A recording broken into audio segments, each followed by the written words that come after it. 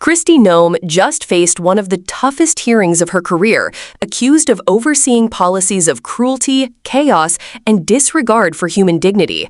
From revoked student visas to union busting at TSA, this isn't just politics. These are real people whose lives are being upended. Today, we break down what she was asked, what she said, and why it matters. Madam Secretary, it's not every day we have a cabinet member before this committee. As you know, the members of this committee have constitutional oversight responsibility for your department, and there are many things regarding this administration's Homeland Security policies that require our immediate attention. That is the work I am here to do today and every day.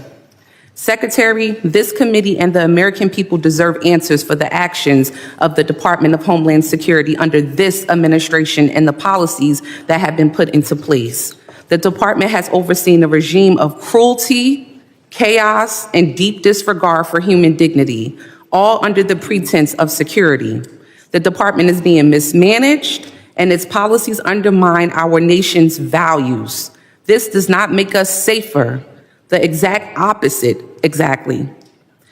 Secretary, we need answers about your department's union busting at TSA, deporting U.S. citizens, terminating the legal status of international students for no apparent reason, and disregarding the rule of law. None of these issues at your department exist in a vacuum. In fact, they are all fundamentally connected to the administration's overarching cruelty. We want to hear from you because we are hoping you can make it make sense for us. Because with all due respect, we are all trying to understand why in the world this is taking place. In my district and around this nation, countless international students had their visas revoked without due process, without warning, and without any regard for how this would devastate their lives. These are students who came here to learn, to build their futures, and join our workforce, only to have the rug pulled out from under them by this department's actions. How can we expect international students to trust our institutions and contribute to our economy when we treat them like they've done something wrong just because they are here? Are we no longer the home of the American dream?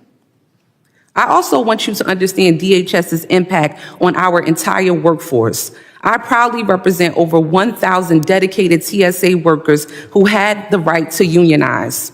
But that right has been stripped away by your department. This is an attack on the people who safeguard our skies and whose dedication we rely on now more than ever. And the destruction doesn't stop there. I represent communities that live in constant fear each and every day. Families too terrified to step outside and send their kids to school, go grocery shopping, or take a trip to the doctor because of the harassment of ICE and Homeland Security. This isn't public safety, it's state-sponsored fear. I understand that this administration believes that it is its business to scare people into submission and act alone with no regard for the law to decide who is worthy to live in this country or not. However, it is this committee's business to make sure your department is held accountable and to get the American people the answers they've been looking for. So, with that, Madam Secretary, I have a few yes or no questions. Do you agree that revoking student visas without notice can cause fear and confusion among international students? Yes or no? Congressman, I do not. Congresswoman, but yes or no? Congresswoman, I do not decide legal status or visa programs for I'll take that as a yes. Do you support restoring full collective bargaining rights for TSA employees? Yes or no? Ma'am, currently today TSA does not have the ability to unionize. Okay, take that as a no. Do you believe that TSA workers should make a livable wage? Yes or no? Yes, TSA workers are critically important. Thank you for that. Are you aware that recent student visa revocations occur without due process or proper notification? Ma'am, I don't make a determination of status. Yes or no? The Department of State does I'm guessing that. You don't know? Okay. Do you believe that TSA workers have the right to better workplace conditions? Yes, absolutely. Okay, TSA great. Thank you for that. Do you believe that students should have an opportunity to appeal before their visas are revoked? Yes or no? All processes are followed and that are set out as tools. I'm guessing it's a no. Okay, one more last question in 9 seconds. Do you believe that that revoking collective bargaining rights for TSA workers affects their morale and job performance? Yes or no?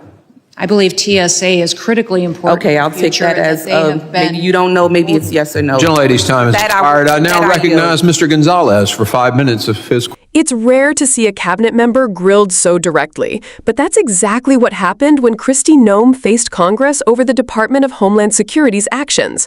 LaMonica McIver didn't hold back. From the start, she framed her line of questioning around a simple but powerful idea that the department is overseeing cruelty, chaos, and a deep disregard for human dignity, and that these aren't just abstract criticisms, they're real policies affecting real people every day. McIver didn't just list grievances. She painted a picture of the human consequences. International students whose visas were suddenly revoked, leaving their education and careers in limbo. TSA workers stripped of their union rights, who protect our airports and skies, yet face uncertainty about their jobs and treatment. Families living in fear because of ICE and DHS enforcement, afraid to go about normal daily life. These examples make the abstract real. This is not a political talking point. It's about people losing trust in the very institutions that are supposed to keep them safe. She emphasized something fundamental about governance. Policies don't exist in a vacuum.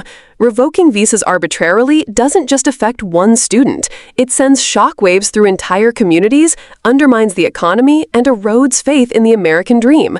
The same logic applies to union busting at TSA. It's not just a labor issue. It affects morale, job performance, and ultimately public safety, because a workforce that feels powerless or ignored cannot operate at its best. McIver's questioning illuminated how interconnected these policies are and how they reflect a broader approach from this administration, using fear and administrative power to control rather than to protect. What made this hearing particularly striking was the yes or no questioning. McIver methodically asked Noem whether she agreed that revoking student visas without notice causes fear, whether TSA workers should have collective bargaining rights, and whether workplace conditions affect morale. Time and again, the answers were vague, deflective, or contradictory, illustrating a common pattern in oversight hearings. When policies create real human consequences, those responsible often avoid direct acknowledgement, leaving Congress and the public to fill in the gaps. The broader lesson here isn't just about one politician or one department. It's about accountability, the rule of law, and how public institutions treat people who rely on them.